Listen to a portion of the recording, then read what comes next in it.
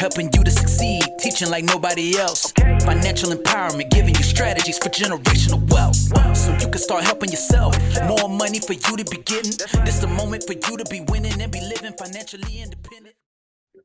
All right, podcast 3 is officially here. Today, I have one of our co-hosts, Bafi, is back. He is returning after a lovely podcast number 1. Bafi, welcome back. Yeah, it's good to be back, man. It's been a minute, and I'm super excited to get this 3rd episode rolling, and we're gonna have a lot of fun. I'm excited for it as well. How are things been since the first episode? I know it's been kind of chaotic or busy in your own life.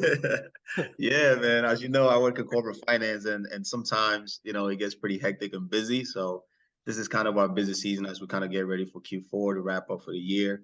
So we've been working extremely hard, but it's been great because I'm learning so much. I'm having fun, and I get to interact with some interesting people, very smart people all over the place too. So it's cool.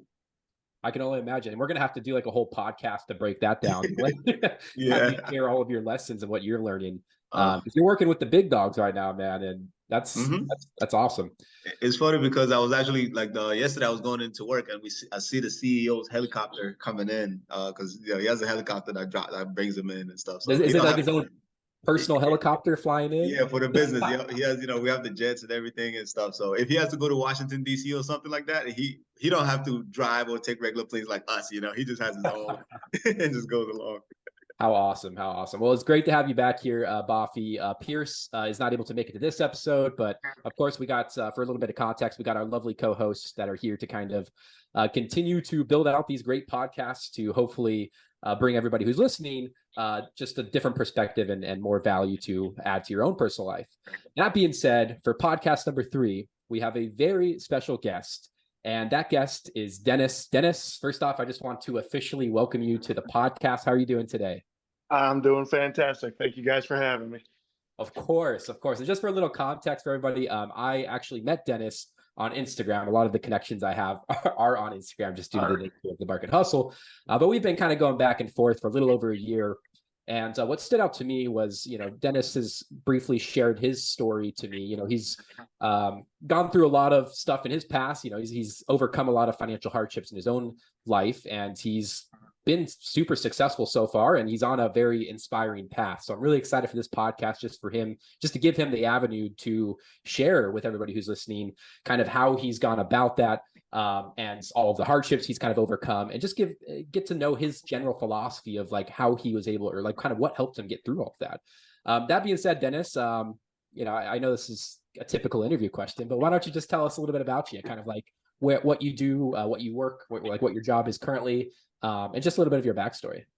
Sure. My name's Dennis. I'm probably older than most people in your demographic. I'm 46. Sure. So, as far as your normal demographic where people are just trying to start out, get going, everything else, I recently got into investing like maybe 3-4 years ago. Okay. So my journey is, very short with it and just the path to get there. I've got 5 kids. I've got 2 sets of twins, so nice. It's intense, and they're all part of your general demographic between 18 to 20. That's awesome. So it's cool that you have this. You have more wisdom than the younger crowd, so you're going to be able to share that on this podcast, which I greatly appreciate you for coming on and doing so. Oh, definitely. I'm happy to share it. There's nothing else I hear that I don't preach to my own kids. So, I'm happy to, help out any way that I can. Awesome. I love to hear it. So you said you started investing a few years ago, right? So you started a little bit, relatively, I guess, later. I'm just kind of curious, like what really kind of clicked to get you kind of started on that path? Like, did you always have like extra money? Like, or did you just have like a moment in your life where you're just like, I need to get my finances situated in order to start investing? Like, what really was it that kind of got you on this path to now you're investing pretty aggressively from what you've told me? But like, what was it like a few years ago that really kind of clicked to get things moving in that direction? What really clicked for me was, my wife, this is my second wife, and I were on a family vacation with all of our kids visiting my mother, who lives in New York. We live down in Nashville. So, and we were trying to get home, and we make great money. We make fantastic money, and we were having to use credit cards to try and get home because we had blown through everything. It's vacation. Of course, you want to be fun. You want to splurge. You basically want to do what everybody else is doing, and so we were trying to get home, and we were having to swipe credit cards to fill up the gas tank to get back home. And there was $2 on one credit card, $3 on another credit card, $5 on another credit card. All of our cards were maxed out. So we managed to make it home. But after that, we had to sit down and have a real serious conversation that was like, okay, we make enough money that we should not have this problem. What are we doing wrong? And it pretty much boiled down to, well, we were trying to keep up with everybody else. Sure. So it was like, we were introduced to Dave Ramsey. I know a lot of people hate on Dave Ramsey. I know a lot of people hate on him. We were introduced to him, and we went through, his courses and everything. And we were able to clear out almost 6 figures in debt in about 18 months. Amazing. Congrats. Thanks. It was very, very intentional, I like to say.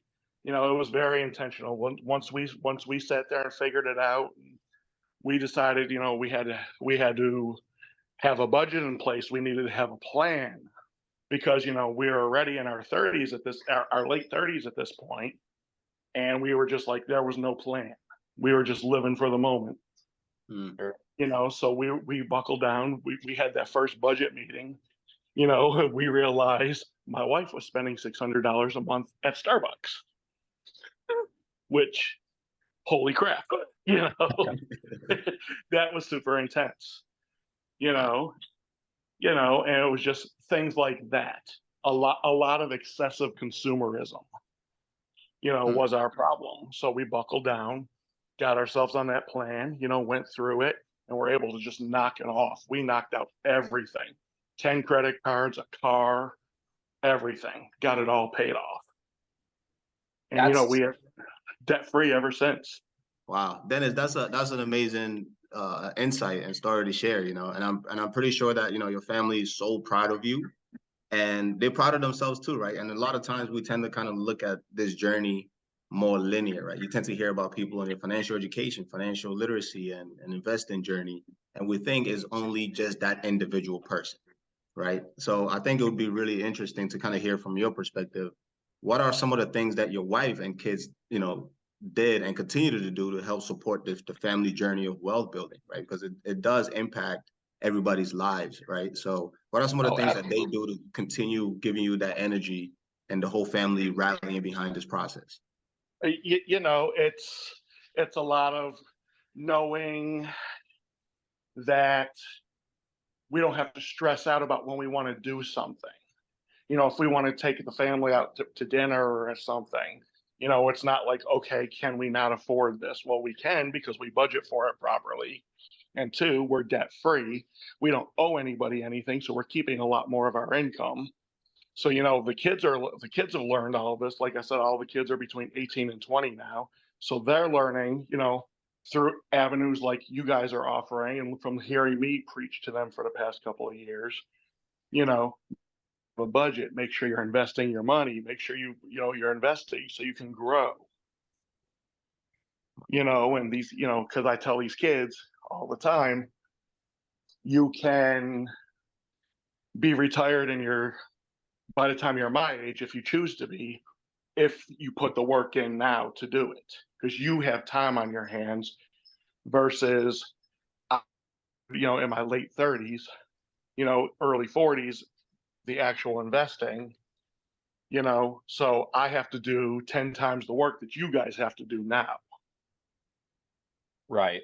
So you are able to give that insight because you've lived. I mean, you were younger, I'm sure you've made your share of financial mistakes like we all have.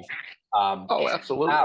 you have that unique insight that you are giving to your kids, and not only giving, but you're showing them, like you're in this process, like you're still, you did start a little bit later, like you said, but the best part about it is like you're not only improving your situation now, but you're also setting a great example for your own children. Like they're watching this journey, watching these transitions, and watching the options and freedom that it's potentially giving you because you're making these moves in your own life. So like that alone is pretty incredible.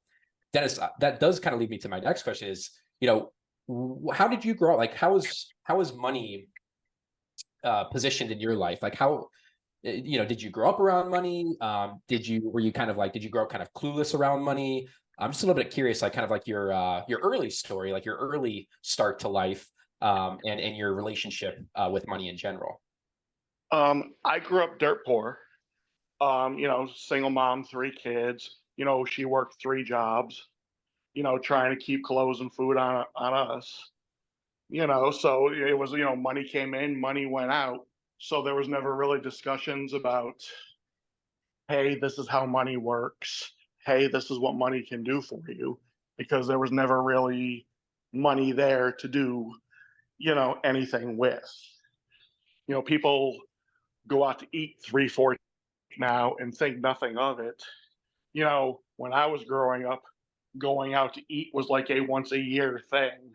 And that was only when like the tax refund came in. Sure. So it was like,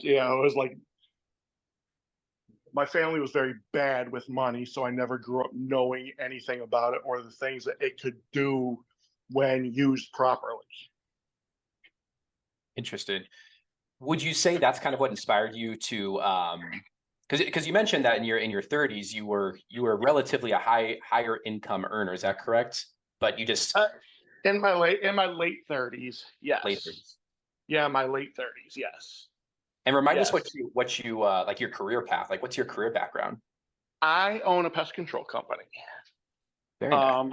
Yeah, and I just, again, it's something I completely fell into. I'm a 10-year Army veteran, who went in thinking I was going to be in for life, and life had other plans for me. So, I used to work and run warehouses, 18 hours a day, 7 days a week, holidays, things like that. And, I was tired. Sure. And, my wife owns her own business too. And she was like, well, why don't you just find something to do for yourself? Like, you're tired, you're never home. Like, you make okay money, but you can make better money, and kind of make your own schedule. Cause, like my wife, she makes her own schedule, and I was like, okay, cool. So, I went to work for a company for a while, figured out I could do it a lot better for myself, and started working for myself. And fortunately, the area that I live in the South, it's hot and buggy. So, there's always a need for what I do. Fortunately, during the COVID shutdown, it did not affect my business that much at all. We were able to keep on working, keep providing services to people who needed it, because obviously the transition went from everybody being in an office to everybody being home. And, everybody realizing now that they're home all the time, oh, we got a lot of, problems that need to be taken care of. Sure. So, that really launched my business. Wow. That's interesting. And I like exactly what you just stated there, because my question is actually in alignment with that, along with investing a little bit, right? But before I even ask the question, thank you for your service. Because it is a serious commitment. And I have 2 brothers. One is in the Navy, one is as a Marine. So I'm very familiar with some of the things that they experience. And I always say they're the bravest people that I know, because it does take a lot of courage to do a certain type of work, right? Absolutely. Yeah. So thank you to them when you talk to them. Absolutely, for sure. But my question is, what are some of the similarities that you see between running your own business and investing now, right? Like, what are some of the things you kind of see being synergy almost? Just discipline. Running your own business, you have to be disciplined. When you're investing, you have to be disciplined. You can't the first red day that you see, you can't freak out and be like, oh my God, I'm selling everything. You know, same Yeah. thing like, first time, business isn't going the way I want it to be going. I'm just not like, hey, forget this, I'm not going to do this anymore. It's just the discipline that you put into it every single day. That's, to me, discipline is, about everything in life. It's, discipline in raising your family properly, discipline in making sure everybody's taken care of. It's so easy to be like, hey, I want to go do this, or I want to go buy this, Hmm. just because I can, or I want it. It's the discipline to say no. And, I'm not going to buy this. Instead, I'm going to go and invest this money because I know what this is going to do for me years down the road. That is spot on, because discipline really is the common denominator. Even in, like you stated, in anything, whether it's life, whether it's, even if you want to get good rest, you have to be disciplined about going to bed early or not being on your phone, or Oh, absolutely. Yeah. Absolutely. And I'm not a sleeper, so it is hard for me to be like, okay, I need to go to sleep. Yeah. Right. I function on about 2-3 hours of sleep a night. Oh wow. So it's just, yeah, it's insane. It's That's- really insane. Yeah, that's tough, man. And people tend to look at discipline almost with a negative connotation, or like they're missing out on life. Yeah. But even to have fun and have a healthy balance, you have to be disciplined about having fun, having a budget, being able to spend more quality 100%. time with your family. Yeah. So a lot of Yeah. people, I think, they've been taught to kind of look at discipline as like almost like a diet or a chore. But Or you even have like to a look at punishment. Or a punishment, yeah. or even a punishment. Yeah. Yeah. And, Right. and it's just the opposite. Yeah. I tell, Josh and I talking all the time, I tell him all the time, 2 years will change anybody's life if they put the work into it. 2 years, just 2 years of buckling down and not going to the parties, not buying the shoes, not taking this vacation, when you can't afford to take it. 2 years will set you up for life if you will be disciplined enough to do it. Mm. And ironically, like the whole part of discipline, or the whole point of discipline, is that it frees up more options for you if you actually stick with it, right? So like a lot of people that I talk to, like they don't like the idea of a budget, or they don't like the idea of like sticking to some sort of investment plan, because they think of it as a immediate cost, right? Like, and there is an immediate cost to being disciplined, because you do have to give up that kind of that mindless splurging on whatever you want to buy. But ironically, like the longer you stick to that discipline, like the more you're actually going to be able to buy down the road. Like the more vacations you're going to be able to take, the more options that are going to open up to you. It's like the longer you can kind of, I don't want to say sacrifice for lack of a better word, but that's kind of what it is. You have to. That's what it boils down to. Yeah. Mm. Exactly. Yeah. And I think that's what Dennis mentioned earlier too, when we started rolling, is about being intentional, right? So essentially, you're saying no. The way I kind of look at no is like you're saying no to something potentially of a lower nature to kind of open more doors for the things that you really value and want to really experience and appreciate, right? So, and then throughout this journey, Dennis, I know this is interesting because everybody goes through this process. Josh, I've gone through it. I've gone through it. And anybody who's going to listen to this podcast and be like, okay, well, this sounds great, but guess what? I'm feeling these pressures from my family, from my friends, from social media, from everywhere, right? What are some of the pushbacks that you experienced or received in the beginning? And what are some encouraging words that to give those that might need that little extra assurance that yes, they're on the right path? A lot of the pushback when we first started this journey, becoming debt free and working towards, heavily investing, to the aggressiveness that we do, it was we were losing a lot of friends because we're not going out and spending $300 on dinner. We're not going out and spending $200 on drinks, and, all those things. So like, it was kind of like giving up the party lifestyle. People don't understand when you say, I'm not doing those things anymore. I'm focused on my future. They're like, huh? But you could die tomorrow. Yes, I could. But if I die tomorrow, I'm leaving something for, my next generation of people.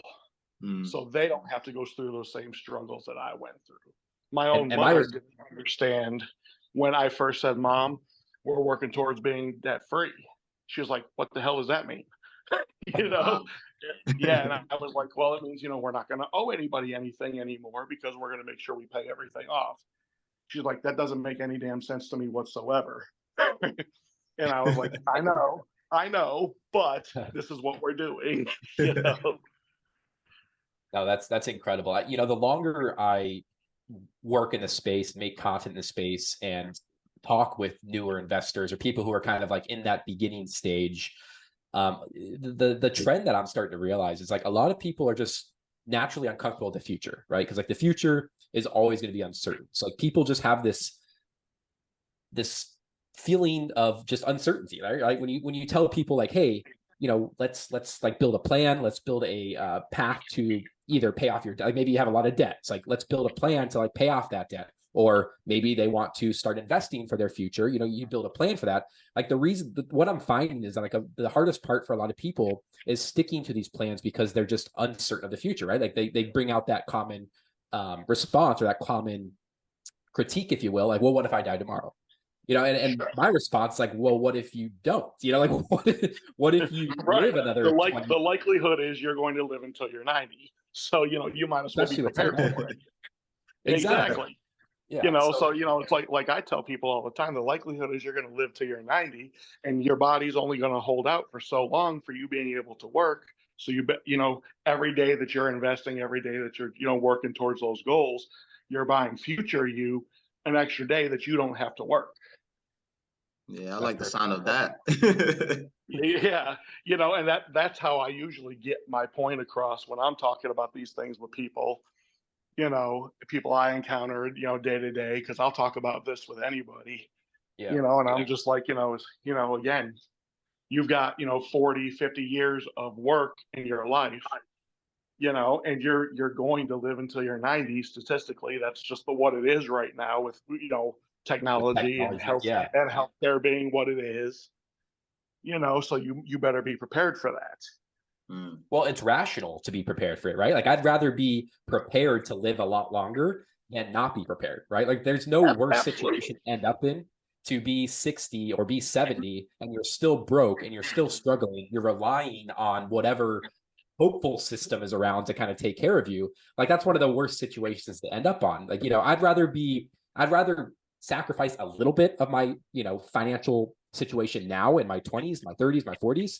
to be in a better position when I am older, when I have my family, when I have grandkids or whatever, when I'm older, when I can't work as hard, like I'd rather prepare for that at least a little bit. We're not telling people never have fun. We're not telling people to sacrifice everything, right? Like there's a balance to this. It's kind of an art, you have to find that area that kind of works for you, and especially what stage you're in your life. Like some people start this journey a little bit later in life, like yourself, Dennis, and you're probably playing, like you said earlier in the podcast, you're playing a little bit of catch up, right? It's like you're going to have to, be a little bit more aggressive with like your finances, maybe for the next few Absolutely. years or a decade. But like once you get past that phase, once you get past that season of your life, like the whole point of what you're doing is so you can enjoy your life more, right? And exactly, and the talking about that brings me up.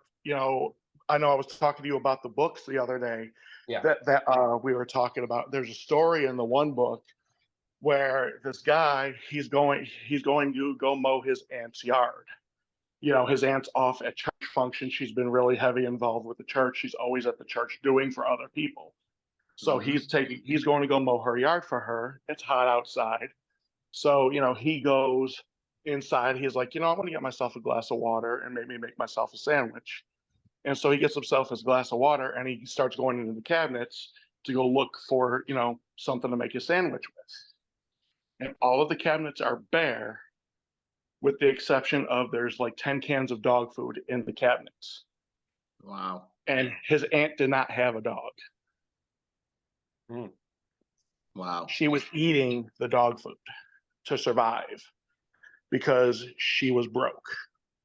An entire life's service to her community, and all she had in her cabinets was cans of dog food that she was eating. Wow. And like still talking about that story and rereading it, because I reread this book over and over again. Like, it makes me tear up every single time. And that's one of my biggest motivations in doing all of this is I refuse to be that person, and I refuse for my family to be those people. How Mm. many times you go into Walmart or something and you see that 85-year-old person, checking receipts sitting there on a walker or a cane, and you're like, man, you should be on the porch drinking lemonade, you know? And instead, they're there working at Walmart for minimum wage because they don't have any other choice. Yeah. Wow. Nobody's coming to save you except you. Yeah. So why wouldn't you put in the effort now to do those things so you don't have to be in those positions later on in life? Beautifully That's said. amazing. Dennis, Yeah. what That's, book was that, by the way? yeah, I was gonna ask too. Yeah, the book is called Retire Inspired, and the author is Chris Hogan. Chris Hogan, Chris Retire Hogan. Inspired. Okay. Yeah, Retire Inspired. That's such a powerful perspective that you just shared with us. And I'm pretty sure there's a bunch of moments in there that kind of, emulates that as well. And I think it's really important to not lose touch with reality and some of the tough challenges that people face, because it helps you stay grounded and rooted. Not recently I went to the ER to check up on a friend. And when I was there was another young lady that ended up coming in my head, it's almost like sometimes because we're so busy with our day-to-day lives, everything that we got going on, we forget that some people, even the basic necessities that in terms of survival and the way their body is supposed to naturally operate, they're dealing with a lot of suffering and challenges, and yet they wear it and are so good with people and others in general, you would not even notice that they're actually going through a lot. Yeah. Yeah. That's something And that I've learned over time, to realize that you just never know what somebody's experiencing, what somebody's going through. So if anybody even has the energy to say hi and smile at you and just give you a little bit of encouragement or positive feedback, just always be grateful. yeah, absolutely. It's I know you all share this on the page and everything all the time, just how many people are so close from one emergency absolutely, ruining them. Yeah. And I've been in that position too. I've had to file bankruptcy before. I had to live in my car for a few years. I've been homeless multiple times. Wow. Before I, got smart about, financial education and literacy and things like that. And it's just, what do you have to do to not put yourself in those positions? And a lot of people aren't willing to do those things. There's a You price, know? there's a price you have to pay to set yourself up on an easier path and your future life on an easier path, right? And a lot of people don't want to pay that price because it does cost. Maybe you have to not go out to eat as much. Maybe you have to kind of go study, sharpen your skills, whatever you got to do to increase your income, like whatever it is. Like there's a price you have to pay to get yourself into a better position. That's just life. That's the fundamental truth. Like Dennis said, nobody's coming to save you. And I know it sounds like harsh. Like a lot of people some people will take this the wrong way and be like, oh, everything's just, everything's out to get us. There's no way of getting ahead. It's impossible. Of course it's not easy. Like this journey of improving your finances, of growing your investments, of just growing your wealth in general is not easy. It's hard as hell. There's going to be moments where you're just like, what the hell am I doing?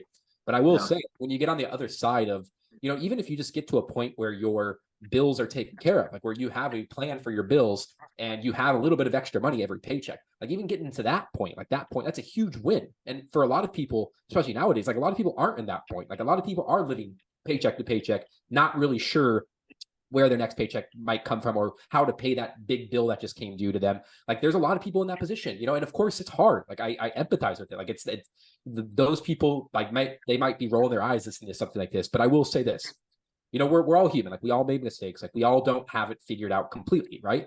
But the beautiful thing about being human is that you can change, right? Your future does not have to be how it is right now, right? You can change. You're in control of your life if you decide to be. So, like if you decide to take control of it and build a new path for yourself, pave a new path. And of course, Easier said than done. I'm not trying to just simplify everything completely. I know it's hard, but you have two choices. You can choose the path of improving your finances, sitting down, doing the quote unquote boring stuff, setting a budget just to kind of get yourself on a path that's actually going to improve your financial situation, which is hard, or you can continue on the path you're currently on.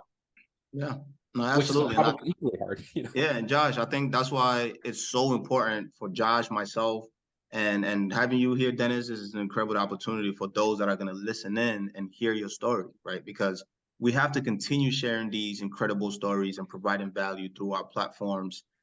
Thank God for this technology, and it allows us to reach people from all over the planet. I mean, we can reach anybody from anywhere now. And I think part of our job is really to continue to help make this game of finance and life winnable for especially the people that feel like they can't do it, or they're because they're living in fear, or they come from a background in a family that lacks financial literacy. Sometimes, it's very difficult for people because it's not something that is like, it's very intimate, and it requires a different brain and a different emotional connection to it, right? So it's very difficult for people to figure out, okay, all this noise, especially now that's going on, how do I really carve a path through it?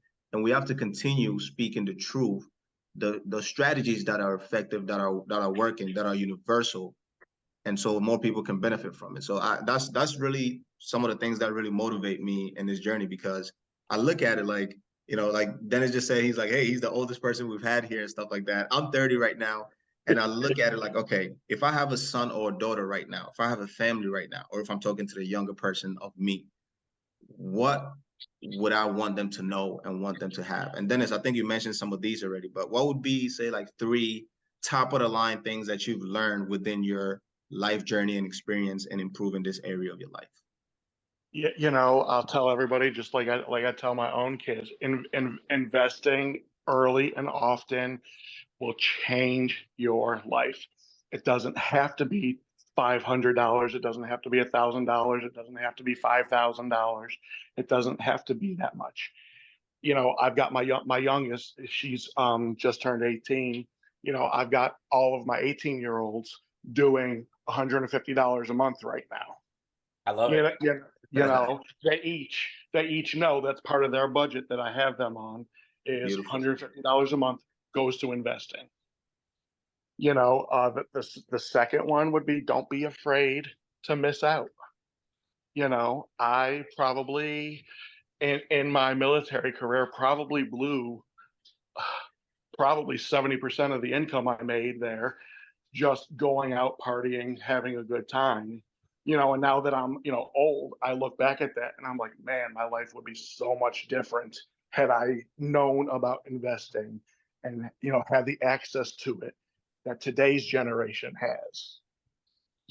Just don't be afraid to miss out on the drinking. Don't be afraid to miss out on the partying. Don't go into debt if you don't have to,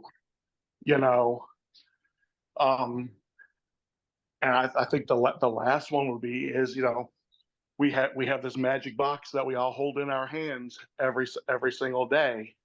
We have the power of the entire world in this magic box, and what do we do with it? We watch cat videos and we scroll for hours instead of educating ourselves. Like the resources are out there, and in most cases they're free. And yes, there are some scams out there. Yes, there's a lot of bullshit out there, but there's also a lot of good, solid information out there if you're willing to spend the time and effort into looking at it. It's never been easier to learn. We literally have such a powerful tool in our hands. And the crazy part is that this is all still like fairly new. I feel like society is still trying to figure out how to adapt to it, Absolutely. Funny story. I did not have my first cell phone until my oldest kids, who are now 20, were two. That's how new all of this technology is, it's so new. Just all the changes that are coming from it. I could not pick up my phone 20 years ago, open up, the Vanguard app or the Fidelity app or whatever, and move some money into it and invest. That did not exist then. Yeah. So, what's another 10 years going to hold? What's another 15 years going to hold? Mm. When it comes to the technological advances and how easy it is for you to invest and improve your lives. That's a really, really good point, man. It's you actually like it as you were speaking about it, like yeah, I've thought about it, but I'm like, wow, it's the reality, right? That's where we're at now. We have these tools, and of course, entertainment is great, having fun is great, downtime is awesome. But how are we leveraging these gifts, these incredible opportunities to help improve our lives, right? And that's what the technology is here for anyway. So we might as well maximize that. But on a Yes. lighter note, yeah, what are some of the things that you and your family are enjoying and benefiting from now, especially since you've paid off your debt and began investing, right? Like, what are some of the fun stuff now you kind of get to exhale and enjoy fully? So, now, we get to take vacations that we pay for in Oh, cash. nice. Where are you going next? Now I want to know. Well, let's see. My wife and I just came back from North Carolina last weekend. Sweet. In 2 weeks, we are going up to Cincinnati for the weekend to catch a football game. Wow. And then for Thanksgiving, we are going down to Tampa Bay for 4 days. And, Oh, and then, you're on a world tour now. we're doing all the things now. And it's all cash, right? All cash. And it's all cash. We don't put anything. We don't put it on credit cards. I have a thing in this house where if I can't pay for it 3 times in cash, I can't afford it. I can't afford it. And that's just how I function. We spend a lot of time in Destin now. Destin, Florida, and the Gulf of Mexico. We go multiple times a year now, and it's all done in cash. So we never have to be like, oh man, what did this cost me, and what's the interest rate going to cost me? And I'm going to spend next year trying to pay it off. Like I said, my wife and I, we both own our businesses. So, we make our own schedules now. So we have more time for family. We have more time to do the things that we want to do, especially now that the kids are, kind of pushing their way out on their own. It's a whole other level of freedom I never realized existed. That's beautiful, man. Wow, that's incredible. Congrats once again, and congrats to you, your family. Enjoy all these trips, enjoy all these games. I know it's gonna be such an amazing experience to just take it all in. So, well deserved It's too. really Well been deserved. fantastic. Yeah. Yeah, it really has. It's and I'm just like, if things are this great now, what's it going to be like? Keep doing what I'm doing, Yeah. 5 years down the road, 10 years down the road, Yeah. because I'm trying to be retired early. Even though I started late in life, I'm still trying to be retired, way before I'm 60. So I'm like, hey, what do we got to do? Let's keep pushing. Let's keep pushing. Let's keep pushing. Do you mind if we ask, like, kind of how much you are investing right now? Like, how's your investment journey currently? Because you started 3 years ago. So, like, how is that kind of going? So currently we are pushing $5,000 a month into investing. Beautiful. We push hard, and it is, when we first started out, it was, only a couple $100 just trying to test it out because, again, that newfangled technology, you know. You have to warm up into it. Yeah, you had to warm up into it a little bit, make sure you weren't doing the wrong things and everything, But, over time and, you start learning and you get comfortable and you're like, okay, I like what this is doing. Let's see how much this does, how much this does. And like I said, right now we're up to doing about $5,000 a month investing, trying to make up for lost time. You're going to do so if you continue those numbers. So. Oh, absolutely. And like I said, we want to be at least in the next 9 years, 100% work optional. To where, if we don't want to work, we don't really have to. But we'll definitely be done in 15 years tops. 15 years tops, we'll be done. You're a Vanguard fan, right? I am not. I am not. Better. Yeah, Dennis and I have this little thing we go back and forth. He always encourages me to go to Fidelity, and I'm constantly pushing Vanguard COO on Instagram. So he always Yeah, gives me crap for it. Yeah, that's awesome. I tend to if it's what everybody is pushing, I tend to do the opposite. That's fair. So, you know, That's yeah, Josh was like the 15th person who's like, oh, Vanguard, Vanguard, Vanguard, Vanguard. I'm like, oh man, that ain't the way. That's That's awesome. incredible, though. You know, Dennis. First off, your story super inspiring. Like it's been great to like not only hear more of your journey, but just kind of hear the difference in your story. Like it's fascinating to me to just kind of get your early story and just how much different your life is now. Like you're going on these vacations, you know, they're completely paid in cash, and you just seem like you seem like a free spirit, you know, which is awesome compared to when I'm sure like when you were, you know, early on in your journey in your early 30s, like when money wasn't as when you didn't have your money as organized or just have as clear of a plan. Like I'm sure when you were in debt with those vacations, like you just like, sure, you go and enjoy that vacation, but there's nothing worse than coming home from an awesome vacation with your family to coming home to piles of debt. Like you just constantly feel like you're being held down, right? Because in a way, Absolutely, you're constantly have the feeling that like the water, you know, the water level is right at your nose, where you know still tall Yeah. enough to, you know, miss it here and there, but it's like just enough to get you choked up, you know, and keep you choking and everything. yeah, And it's just like I said, it is so much better now living that debt-free life that we live, Hmm. you know, and just again knowing that, you know, hey, I don't owe anybody anything. I don't have car payments. I don't have, you know, I don't have anything.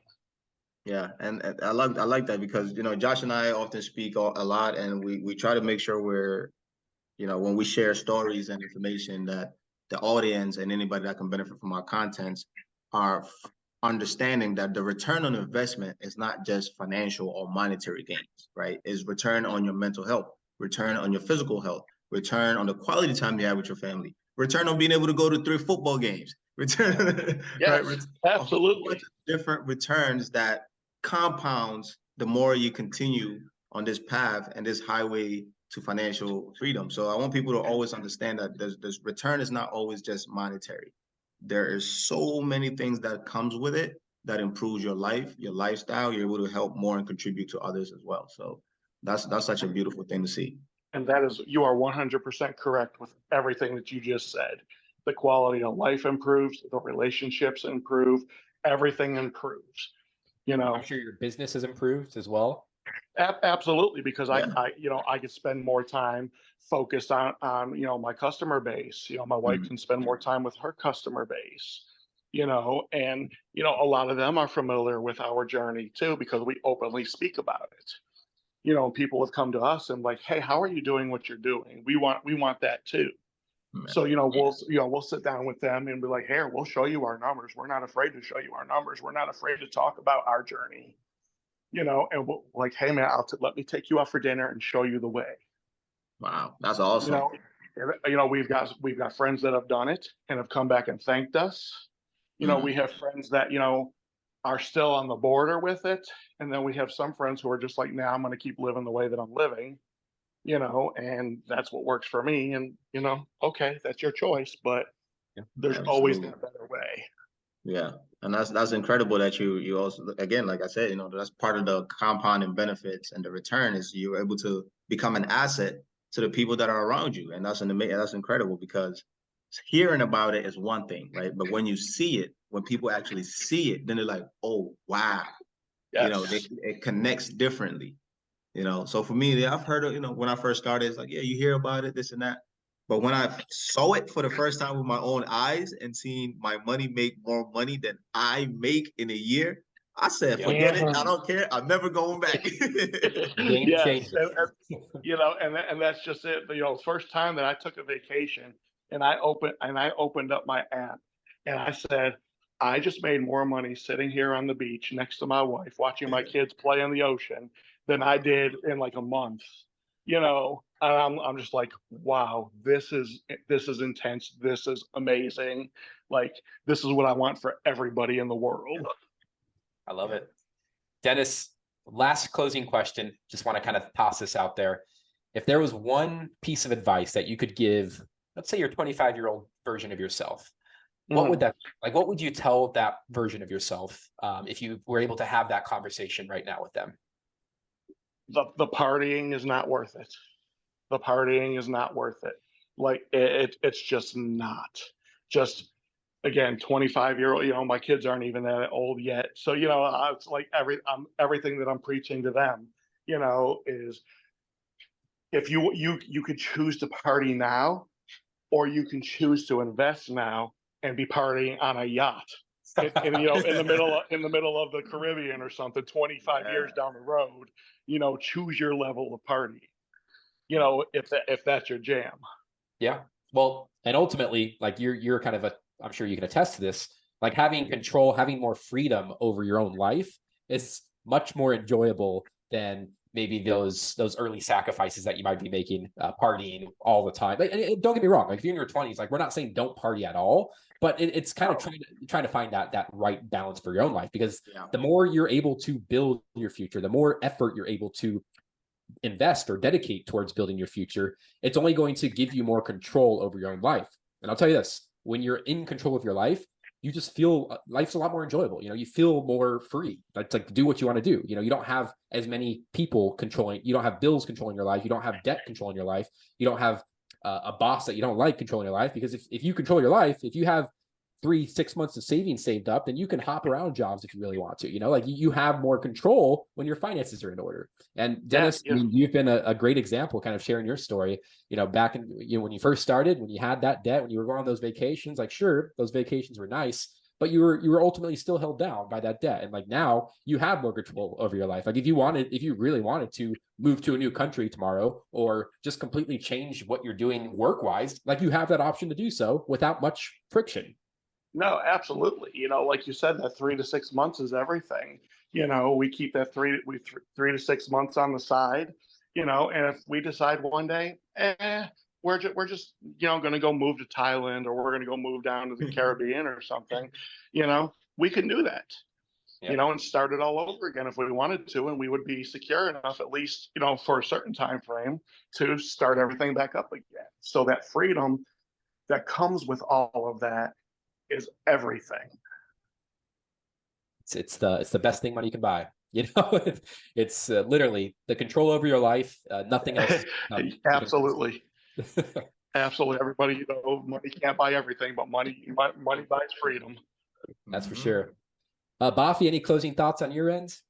Man, not much to add to that. I mean, Dennis is such an incredible story, and I've learned so much. Like people, Josh and I, and I'm pretty sure you're the same way. And we're like sponges, right? We just learn, and we crunch on that information. We let it marinate, and then we use that to fuel us to add more value to the world. So Dennis, I can't say it enough. Thank you so much for being this transparent and being honest, and sharing your life journey and your life story with us and everybody else that's going to benefit from hearing it. No, thank you very much for having me out. Like I said, maybe a year down the road from today, we'll check back in and see where things are at, and see how much things are different, a year from now from today. Dennis, it's been a pleasure. Podcast 3 is officially a wrap. We had an incredible guest. Dennis, it means so much to me for you to come on here, be vulnerable, willing to share your story, willing to share your wisdom. You've clearly experienced life more so than Bafi and I have. So it's good to have people who are a little bit more experienced in this game of life, if you will, come on here and share what they've learned so far. And hopefully, my audience does lean a little bit more younger. Hopefully people will take what you say to heart and actually make those little changes in their own life. Because I will say this, and Dennis is also a good example of this. Like, even if you're just starting small, like start with those small habits. Like, even if it just means investing $20 per week, like whatever it is, just start. Because like the sooner you start, the sooner you're going to build that habit, and the sooner that habit is going to trickle down into other areas of your life. So Dennis, it's been a pleasure. Bafi, thank you for coming on here, being a co-host. And both of you have a wonderful rest of your nights. Take care. Thank you, Dennis. You guys take care. Thanks again. You too. All right. If you feel just like I do, link up, come and join this crew. Hey, I'ma go invest and I'ma watch my money double, take it to another level. With that market hustle, always play it smart. You ain't dealing with a sucker, take it to another level. With that market hustle, I'ma hustle, hustle. that market hustle, I'ma hustle, hustle. With that market hustle, I'ma hustle, hustle. With that market hustle, I'ma hustle, hustle. With that market hustle, go.